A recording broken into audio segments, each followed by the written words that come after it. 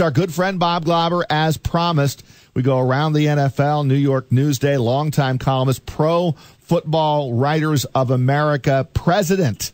So he wears a lot of titles these days, and we welcome Bob back to our show here on 104.5 at Team ESPN Radio. Good morning, Bob. Good morning, Roger. How are you, my man? We're good, my man. You're hanging out with the Washington Redskins, New York Jets this week, right? Well, I will be going to the game. I am not at the practices. Okay. I didn't know if you did not have to sweat through this. I saw the brawl over the weekend. I'm like, oh boy, that was getting pretty ugly.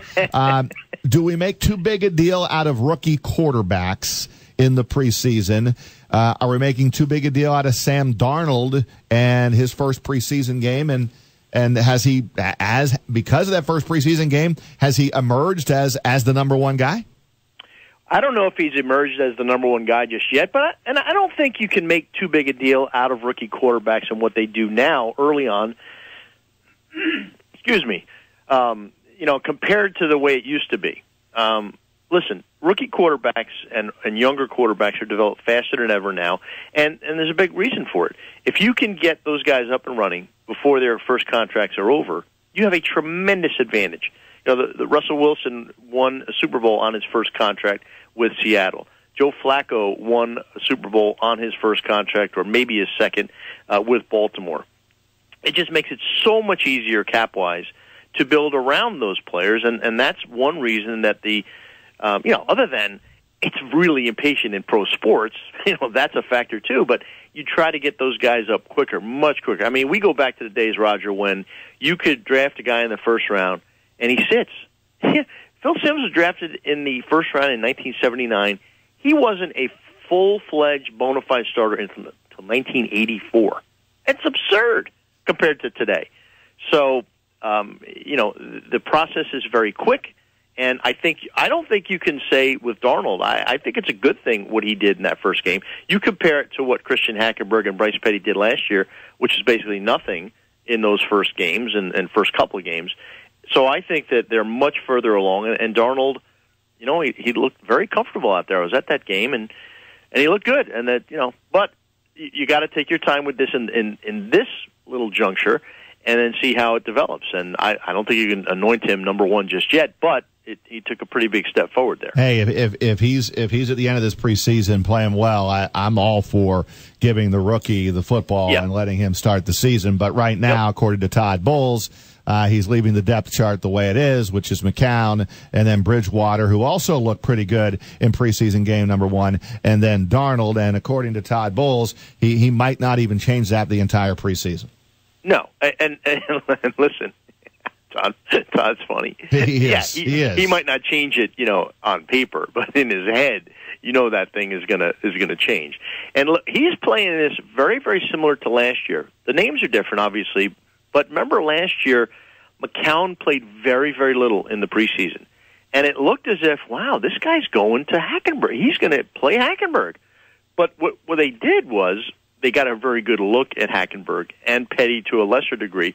But Hackenberg was the focus last year. And the way they did it is they said, look, McCown's been around for 1,000 years. He doesn't need preseason that much. Let's get a real good look at Hackenberg with the starters. You got that look, and it was not good. Now, Hackenberg, I saw him yesterday. He's with the Eagles on a look-see, and, we see what happens there. But this is very, very similar to the deployment of the quarterbacks that Todd Bowles did last year, trying to get a real good look at Hackenberg and Petty, to a lesser degree. Brian Mariano filling in for Chris Honorado this morning on Big Board Sports, and you talked about Todd Bowles going through that process last year with the quarterbacks, now new names, as you mentioned, but is there pressure this season even more than last for him to get this right, especially with the Jets moving up in the draft to get someone like Sam Darnold? Yes and no. I mean, look, they did get the 2-year extensions, both Bowles and McCagnon, so there's a little pressure off there. And Christopher Johnson, who is running the Jets now in the absence of Woody Johnson, who's over in England hanging out, drinking tea, being the ambassador, Christopher is very, very patient, and I don't think they're, unless they go, say they go 2-14, and Darnold really is bad. Oh, okay, the wheels fell off, obviously, and then you probably look to make a change. But I don't think they'll be that kind of team. I think they'll be competitive. A lot depends on how Darnold develops, but I just don't see that immediate need to say make a playoff run or anything like that for Todd Bowles. I think the drafting of Darnold maybe buys him a little time, if anything. We're going to get to Bob Glauber's new book, which is Guts and Genius. But first, Bob, let me get your take on the Giants. You were there the day I was there at camp, and then the first preseason game in the books. Now we got a little bit of a hamstring issue going on with Saquon Barkley that I really don't believe is serious, but you never know with the hamstring. What is your take so far on what you've seen from the Giants, and in particular that up front of that offensive line? Well, the offensive line wasn't great against Cleveland, and I think that's going to take some time. But I do believe they made significant upgrades and realistic upgrades. You know, at left tackle, Nate Solder is a very good player. Now, he's an older player, so we're going to see a little bit of a topping out of his skills, but they needed that right away because of the Eric Flowers nightmare from last year and the last couple of years. So Flowers is definitely better suited at right tackle. Hernandez, I think he's going to be a beast at left guard. And I think those additions and those changes will be very, very important for this team. So it's going to take time, though. You know, offensive lines traditionally do. It'll be a better team. It'll be a better offense. But, except for that 39-yard run by Barkley in this first carry, it was pretty like, oh, man, this looks like last year. This is a little bit disturbing. But, Odell didn't play. And this is not the team that you're going to see, on opening day against Jacksonville. They'll hopefully be a much better unit for their sake. Yeah, Bob, as a Giants fan, I'm hoping that's the case as well. And you mentioned the running portion of the offense, but the one person you mentioned wasn't out there is Odell Beckham Jr. And the worry, especially for Giants fans, is will he be healthy enough to go week 1, and will he have a brand new contract? What do you think the Giants, will they get something done before week 1? I would say yes and yes. Yes, he'll be healthy. Yes, he'll have a new contract by week 1. I just can't see it any other way. I don't think he'd be comfortable going into the season without a new contract. He obviously risked a lot last year, and kind of the floor came down on him, and he fell through the floor and the ceiling, whatever it is. He got hurt. It was bad. So I don't think that they want to go through that again. He doesn't want to go through that again. And I think he'll have a new deal. I think it'll be a fair deal. I think he'll be the highest paid receiver in football. He's not going to come close to being the highest paid player like he talked about at certain times last year. So I think he'll be signed, sealed, and delivered, and I think he'll be in the lineup week 1. Yeah, agreed. Do you think we'll see him in a preseason game? If he signs a contract, yes. If not, I think there's a chance that we don't see him. It was wise to not play him last week. I don't think they'll play him against Detroit. Then it's the Jets, and, kind of weird things happen in that game. And then none of the key starters usually play in that fourth game. So I think there's a pretty good possibility that we don't see him in the preseason. With Bob Glauber. Pat Shermer's close to the vest on that, so we'll see what happens. Yeah, he is. I do like Shermer, though. There is something, he reminds me a lot of Tom Coughlin in many, many ways.